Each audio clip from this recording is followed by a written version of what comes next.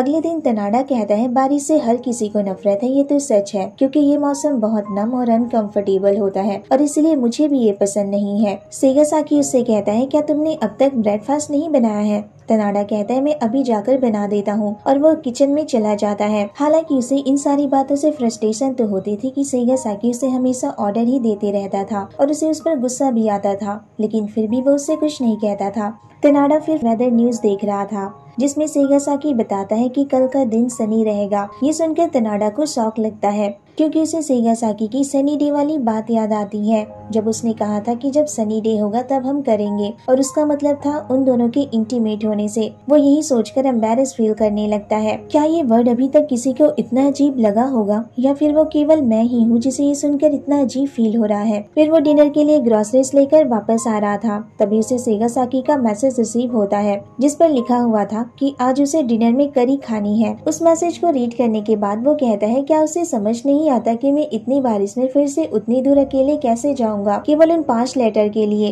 क्योंकि उसे करी खानी है। अगर मैं अभी गया तो मुझे अकेले ही वापस आना होगा क्योंकि अब रास्ते पर भी कोई नहीं है और मैं फिर से उसी कैशियर से मिलूंगा जिससे मैं अभी अभी पैसे देकर आ रहा हूँ। फिर वो करी बनाते वक्त सोच रहा था कि अब वो सेगासाकी की बात मानते हुए थक चुका है, अब वो ये सब और नहीं कर सकता। सेगासाकी कहता है ये तो सी फूड करी है पर मुझे तो पोर्क करी खानी थी। तनाडा कहता है ये थोड़ी देर में रेडी हो जाएगी। देन वो सोचने लगता है अब जब कल सनी डे है तो एक बार खाना खा लेने के बाद ही मुझे गले लगा लेगा। कल भी यही डाइनिंग टेबल होगा और यही मैन होगा सेम एटीट्यूड के साथ। डिनर करने के बाद तनाडा डिशेस वॉश कर रहा था। अचानक तभी सेगासाकी उसके पास आ जाता है। तनाडा कहता है मैं पहले डिशेस वॉश कर लेता हूँ, पर सेगासाकी कहता है कि वो और ज्यादा वेट नहीं कर सकता है और उसे वही किचन में ही किस करने लग जाता है। तनाडा कहता है हर टाइम सनी फोरकास्ट होने के बाद ये मेरे साथ ऐसा ही करता है। सनी शब्द ऐसे एक्टिविटी के लिए सही नहीं है जो एक डार्क और डम रूम में किया जाता है।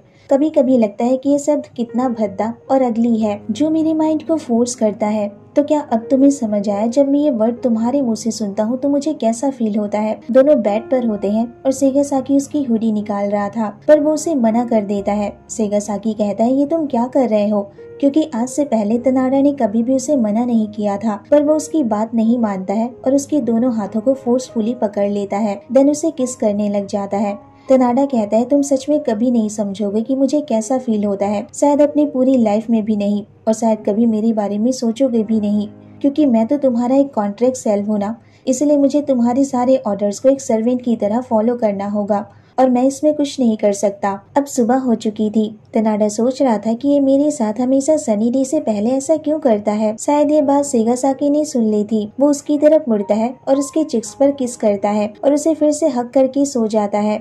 देन हमें एक फ्लैशबैक दिखाया जाता है जिसमें सेगासाकी तनाडा से कहता है तुम एक प्रो मांगा आर्टिस्ट हो ना, तो तुम मांगास ड्रॉ करना क्यों छोड़ रहे हो।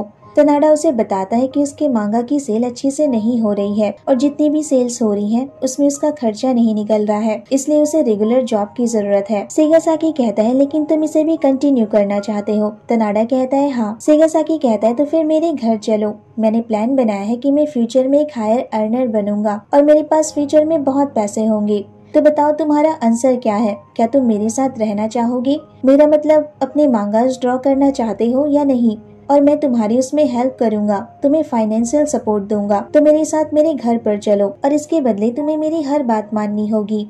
अब 3 साल बीत चुके थे और तनाडा सेगासाकी के साथ ही रहता है। उनके बीच एक कॉन्ट्रैक्ट साइन हुआ है जिसकी वजह से तनाडा उसकी हर बात मानता है, लेकिन तनाडा उसकी बात मानते हुए थक चुका है, पर कहीं न कहीं उसे उसकी आदत भी हो चुकी है। वो फ्लोर की सफाई कर रहा था और वेदर रिपोर्ट देख रहा था, तभी उसे पता चलता है कि कल से फिर से हैवी रेनिंग होने वाली है और कुछ दिनों तक ऐसा ही मौसम रहेगा। ये सुनने के बाद वो शॉक हो जाता है और उसके हाथों से वो मॉप नीचे गिर जाता है जिससे वो सफाई कर रहा था, और इसका मतलब ये भी था कि उसे अब सेगासाकी के साथ नाइट स्पेंड नहीं करनी पड़ेगी।